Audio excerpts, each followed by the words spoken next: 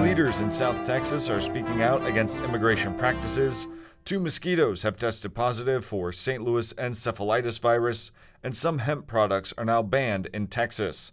I'm Spencer Chiak. Today is Friday, July 31st, 2026, and this is South Texas Midday.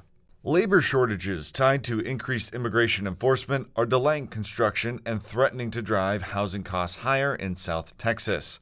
That's according to builders and elected officials who rallied on Wednesday in Pharr.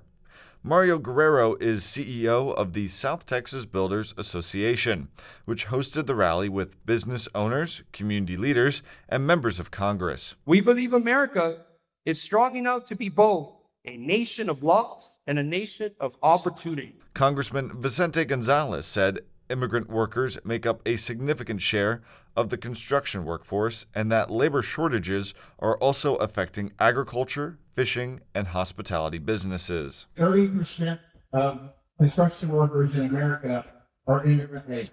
30%. In Texas, that number goes to 40%. And in some urban areas, probably in South Texas as well, we hover around 50%. These are folks who are building Texas. Gonzalez promoted legislation that would allow some immigrants who have lived in the country for at least 5 years and have no criminal record to seek renewable legal work status through their employers.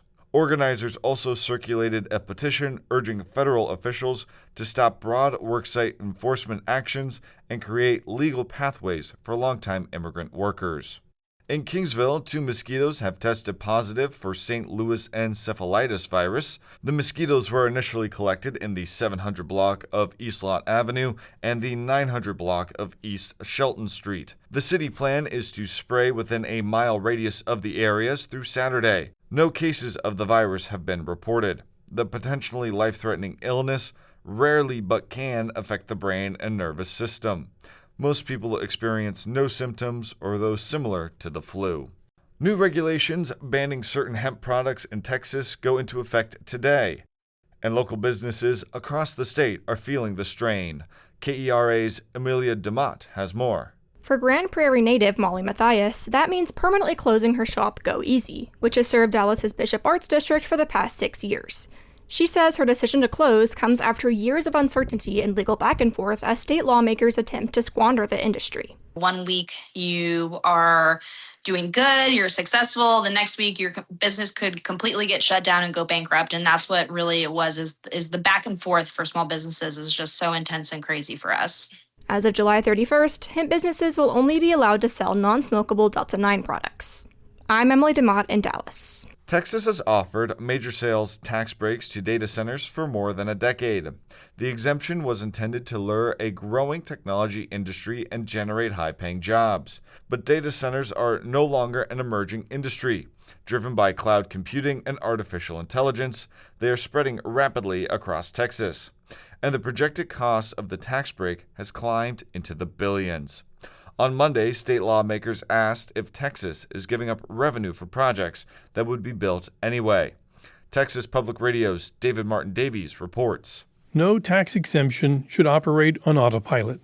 That's what Republican State Senator Joan Huffman, chair of the State Senate Finance Committee, said about data centers and the tax carve-outs they've enjoyed for a decade.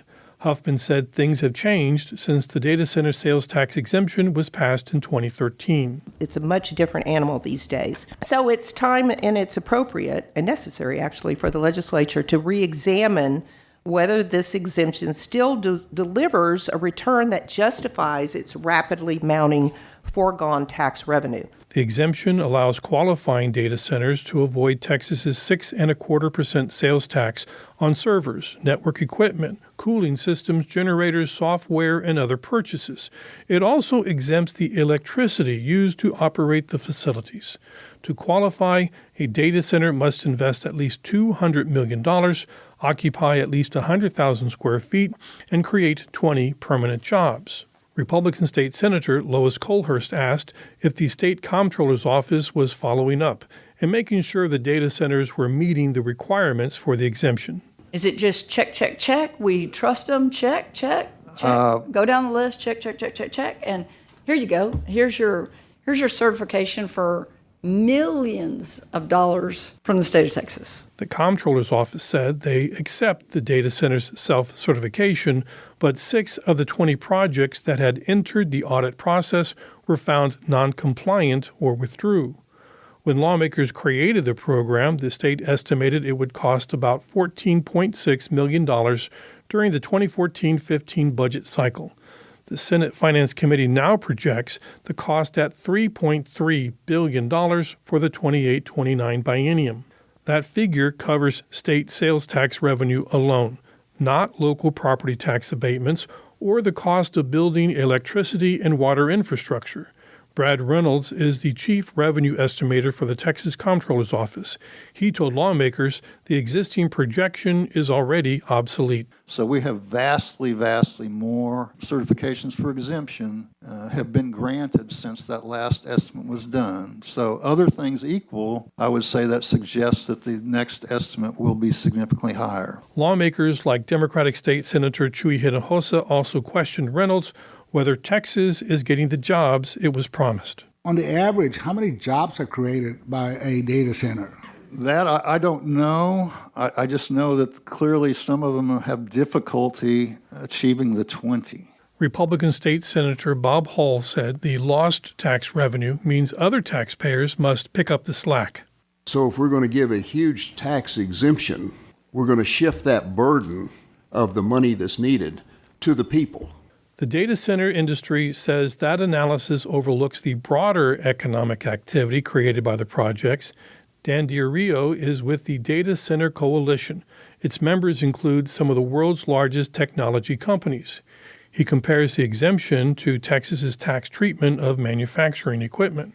By defraying some of the costs of the inputs, it fosters continuous reinvestment in the facility to generate broader economic activity and taxable outputs. But the industry's statewide economic impact doesn't answer the central question facing lawmakers. How much of that investment would have happened without the exemption? Texas has other powerful advantages: available land, relatively inexpensive electricity, low regulation, and fiber optic networks. Shannon Holbrook is with Every Texan, a research and advocacy organization.